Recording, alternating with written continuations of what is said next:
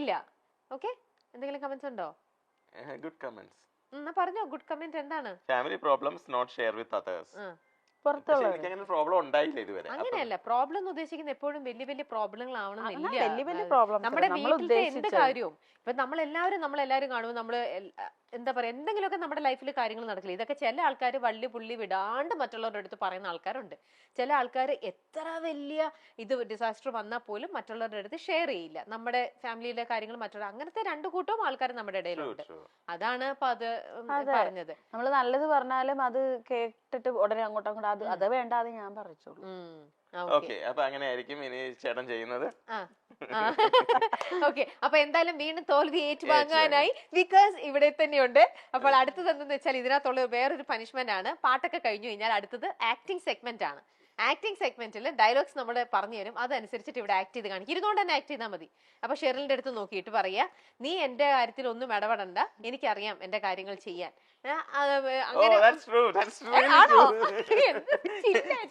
ഞങ്ങൾക്ക് കിട്ടിയ ടാസ്ക് ഭയങ്കര എല്ലാം വളരെയധികം ഇതായിട്ട് നിൽക്കുന്നതാണ് അല്ലേ? ഓക്കെ, ഞാൻ പറയുന്നത് ശരിയാണോ അല്ലയോ എന്ന് നീ ചെക്ക് ചെയ്യേണ്ട ആവശ്യമില്ല. നീ നിന്റെ ജോലി ചെയ്യാൻ, എനിക്കറിയാം എന്റെ കാര്യം നോക്കാൻ. ചിരിക്കൊന്നും ചെയ്യരുത്, നമ്മൾ നടനാവണം. ഓക്കെ, നടനായിക്കൊണ്ട് ആക്ടിംഗ് സെഗ്മെന്റാ ചെയ്തോ. ചിരിക്കരുത്. വികാസിലെ അഭിനേതാവിനെയാണ് നമ്മൾ കാണാൻ. നടനെ കണ്ടപ്പോ എനിക്ക് ചിരി വരികയാണ്. ഞാൻ ഇപ്പൊ ഈ പണിഷ്മെന്റ് എടുക്കുമ്പോ പറയാൻ, ഞാൻ അഭിനയിക്കില്ല, ഞാൻ ജീവിക്കും. നീ ആവശ്യമില്ലാതെ എന്റെ കാര്യത്തിൽ നിനക്ക് പണിഷ്മെന്റ് ഇല്ല. റെസ്പോണ്ട് ചെയ്തോ, കുഴപ്പമില്ല. വേണ്ട. ഓക്കെ, ആ റെസ്പോണ്ട് ചിലപ്പോ നിങ്ങൾക്ക് ട്രെൻഡിങ് ആയി പോകും. അതാ വേണ്ട, വികാസ് പറഞ്ഞാ മതി. നീ ആവശ്യമില്ലാതെ എന്റെ കാര്യത്തിൽ ഇടപെടണ്ട, എനിക്കറിയാം എന്റെ കാര്യങ്ങളെല്ലാം പ്രോപ്പർലി ചെയ്യാൻ. മനസ്സിലായ? നീ ചെക്ക് ചെയ്യണ്ട, നീ നിന്റെ ജോലി ചെയ്താൽ മതി, എനിക്കറിയാം എന്റെ കാര്യം നോക്കാം. അങ്ങനെയാണ്. നീ ചെക്ക് ചെയ്യണ്ട, എനിക്കറിയാം എന്റെ കാര്യങ്ങൾ നോക്കാൻ. മനസ്സിലായോ? പോയി എല്ലാം സ്പ്ലിറ്റ് ആയി പോയി. ഒന്നും കൂടെ കണ്ടിന്യൂ ചെയ്തായിട്ട് പറ. ഇങ്ങനെ നീ എന്റെ കാര്യങ്ങൾ നോക്കാൻ എനിക്കറിയാം, അല്ലെങ്കിൽ എന്റെ ഇതിനെ നീ ചെക്ക് ചെയ്യാൻ വരണ്ട, നീ നിന്റെ കാര്യം നോക്കൂ, ഞാൻ എന്റെ കാര്യം നോക്കൂ. അങ്ങനെ ഒരുമിച്ചൊന്ന് പറഞ്ഞാൽ മതി. റെഡി? എന്റെ കാര്യങ്ങൾ ചെക്ക് ചെയ്യാൻ നീ വരണ്ട, എന്റെ കാര്യങ്ങൾ നോക്കാൻ എനിക്കറിയാം. മനസ്സിലായോ? ഓക്കെ, ശരി. എന്തൊരു ഗൗരവമാണെന്ന് നോക്കിക്കേ. നടനാവാൻ പറഞ്ഞപ്പോ എന്ത് ഇഷ്ടം നോക്കിയേ. ഇത് നടനായില്ല, റിയൽ ലൈഫിലെ വികാസാണ്. അത്ര റിയൽ ലൈഫിലെ വികാസ് എങ്ങനെയാണ്?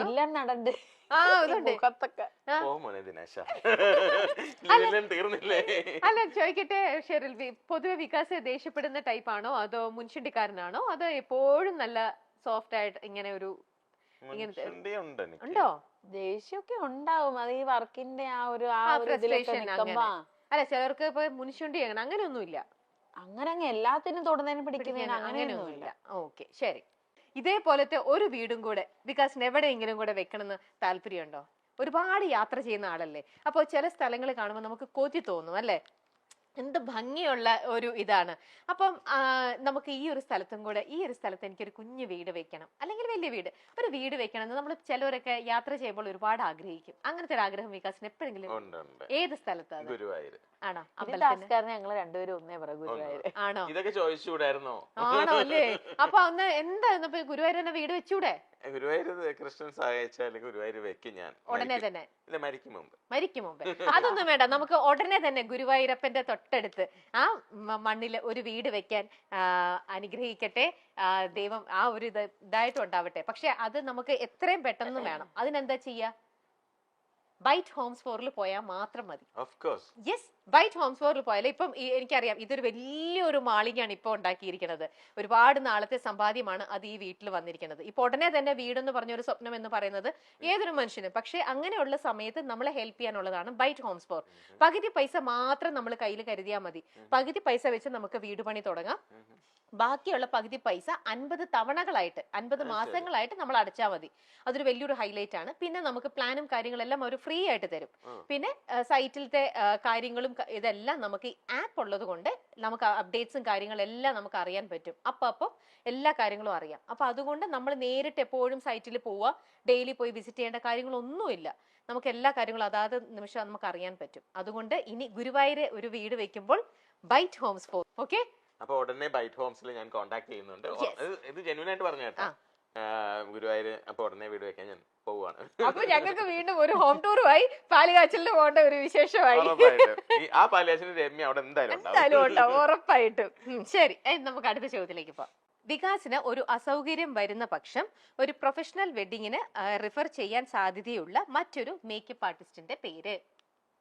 വികാസിന് ചില ദിവസങ്ങളൊക്കെ ഒരുപാട് തിരക്കുകൾ വരും, ചിലപ്പോൾ കമ്മിറ്റഡ് ആയിരിക്കും, പക്ഷെ അന്നേരം തന്നെ അവർക്ക് ആ മറ്റേ സൈഡിൽ കല്യാണം അന്നേരം നടത്തണമല്ലോ. വികാസിന് പോകാൻ പറ്റിയില്ലെങ്കിൽ എപ്പോഴും റെഫർ ചെയ്യുന്ന ഒരാളുടെ പേര് എഴുതിയാൽ മതി. എഴുതിയോ? നോക്കട്ടെ. വികാസിന്റെ ആൻസർ ടോണി. ഓ എന്റെ അമ്മേ, Tony you save me. Finally ഒരു ആൻസർ ആണ്. മലപ്പുറത്തെ റൗണ്ടിൽ രണ്ടുപേരും റെഡി ആയി. എനിക്ക് അവസാന നിമിഷം മിസ്സായിരിക്കുകയാണ്. ഈ ടോണി വികാസിന്റെ കൂടെ എപ്പോഴും ഉള്ള ആളാണോ? നിങ്ങൾ തമ്മിലുള്ള ഫ്രണ്ടാണ്. ഇപ്പൊ ഇങ്ങനെ പറയുമ്പോൾ ഞാൻ റെഫർ ചെയ്യുന്ന ടോണിനെയാണ്. Okay, very good. അപ്പൊ എന്നാ ഇറൈസ് ചെയ്തോ പെട്ടെന്ന്. ടോണിക്ക് ഒരു ഹാപ്പി ആവും. ശരിക്കും ഈ പോർഷൻ ടോണിക്ക് അയച്ചു കൊടുക്കാം. വികാസ് അണിയിച്ചൊരുക്കിയിട്ടുള്ള കല്യാണ ബ്രൈഡുകളിൽ ഷെറിനെ ഏറ്റവും കൂടുതൽ അപ്രീഷിയേറ്റ് ചെയ്തിട്ടുള്ളത് ആരുടെ മേക്കപ്പ് കണ്ടിട്ടാണ്? അതിപ്പോ പറഞ്ഞാൽ ആർട്ടിസ്റ്റ് ആണോ അതോ ഏതായാലും കുഴപ്പമില്ല. ബ്രൈഡ്, ആർട്ടിസ്റ്റ് ആവണമെന്നൊന്നുമില്ല. ബ്രൈഡ്, അത് ആർട്ടിസ്റ്റ് സെലിബ്രിറ്റി ആയിക്കോട്ടെ, സാധാരണ ഇതായിക്കോട്ടെ. എഴുതി കഴിഞ്ഞു. നോക്കട്ടെ. അതും കറക്റ്റ് ആയിട്ട് വന്നിരിക്കുകയാണ്. എവിടെയാണ് ഈ ദുർഗ? ഗുരുവായൂർ അമ്പലത്തിൽ വെച്ചിട്ടായിരുന്നു. ആണോ? ആക്ച്വലി അതൊരു ആർട്ടിസ്റ്റ് ആണ്, ദുർഗ കൃഷ്ണ. ആ ദുർഗയാണോ? ഓക്കെ ഓക്കെ, ശരി, ഇറൈസ് ചെയ്തോ. രണ്ടുപേരല്ല, ആദ്യം ഒരാള് 1 by 1. ഞാൻ നിന്നെ വേദനിപ്പിച്ചിട്ടുണ്ടോ? ഇതിന്റെ എക്സ്പ്ലനേഷൻ ഞാൻ അങ്ങോട്ട് അത് മനസ്സ് തുറന്നു ഉണ്ടോ ചോദിക്കാം. ചോദിച്ചിട്ട് അല്ലെങ്കിൽ എന്താന്ന് വെച്ചാൽ അത് നിങ്ങൾ തമ്മിൽ. ഞാൻ ഇതിനകത്ത് ഈ പിക്ചറിൽ ഞാനില്ല. ഞാൻ നിന്നെ വേദനിപ്പിച്ചിട്ടുണ്ടോ? ഞാൻ നിന്നെ വേദനിപ്പിച്ചിട്ടില്ല എന്നെനിക്ക് തോന്നിയിട്ടില്ല. പലപ്പോഴും പല കാര്യങ്ങൾക്കും ഞാൻ എൻ്റെത് മാത്രം ശരിയെന്ന് ഞാൻ വിചാരിച്ചിട്ടുണ്ട്. പക്ഷെ അങ്ങനല്ല, ദർ ഷുഡ് ബി എല്ലാ വ്യൂ പോയിന്റ്സും നോക്കണം എന്ന് എനിക്കറിയാം. അപ്പം പറയാം, കമന്റ് ചെയ്യാൻ തിരിച്ച് സംസാരിച്ചോളൂ. എന്തെങ്കിലും പറയാനുണ്ടെങ്കിൽ ഇല്ലെങ്കിൽ ഇല്ല. ഓക്കെ, കഴിഞ്ഞോ? ഇത് ശരിയല്ലോ രമ്യ. അന്ന് ഞാൻ അങ്ങനെ പെരുമാറിയത് വിഷമമായോ?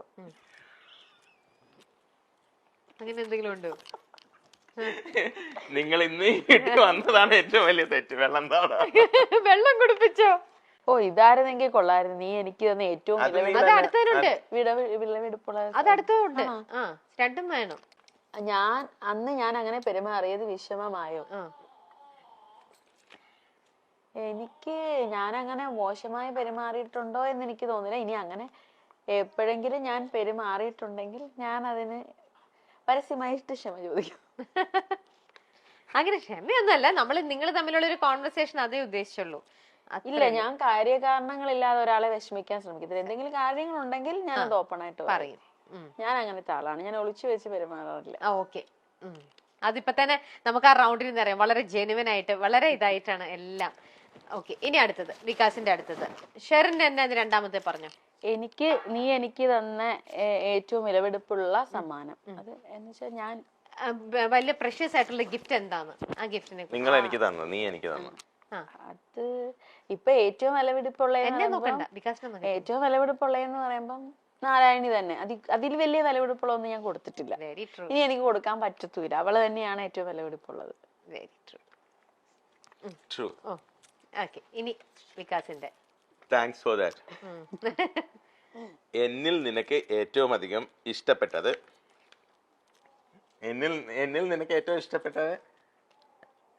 എന്താണെന്ന് ഓഫ് കോഴ്സ് ഞാൻ എപ്പോഴും സോറി പറയും. കറക്റ്റ് ആണോ? എന്തെങ്കിലും ഒരു ചെറിയ മിസ്റ്റേക്ക് ഉണ്ടെങ്കിൽ അന്നേരം എന്നോട് ഒരു 5 മിനിറ്റിനകം സോറി പറയാറുണ്ട്. അങ്ങനെ കൂട്ടുകൂടും. ഞാനാണ് അന്നേരം ഇച്ചിരി മസിൽ പിടിക്കാറുണ്ട്. അങ്ങനെയാണ്. ഓക്കെ, അത് വലിയൊരു ഇത് അപ്രീഷിയേറ്റ് ചെയ്യേണ്ട ഒരു കാര്യം തന്നെയാണ്. കാരണം എല്ലാവരും സോറി പറയാൻ വളരെയധികം ഈഗോ ഉള്ള മനുഷ്യരാണല്ലോ നമ്മുടെ ഇപ്പോഴിവിടെ. ആ ഒരു ഈഗോയിസ്റ്റിക് ഇതിൽ ആരും പറയില്ല. ചിലർക്ക് അറിയാം എന്റെ ഭാഗത്താണ് മിസ്റ്റേക്ക് എന്നാലും ഈഗോ കാരണം അത് അഡ്മിറ്റ് ചെയ്യാൻ ബുദ്ധിമുട്ടാണ്. അത് വലിയൊരു മനസ്സാണ് കേട്ടോ വികാസ്. തിരിച്ചും അങ്ങനെയാണ്, ഷെറിലും സോറി. പക്ഷെ എപ്പോഴും നമ്മളൊരിക്കലും ഒരു കൈ കൊണ്ട് അടിച്ച സൗണ്ട് വരില്ല.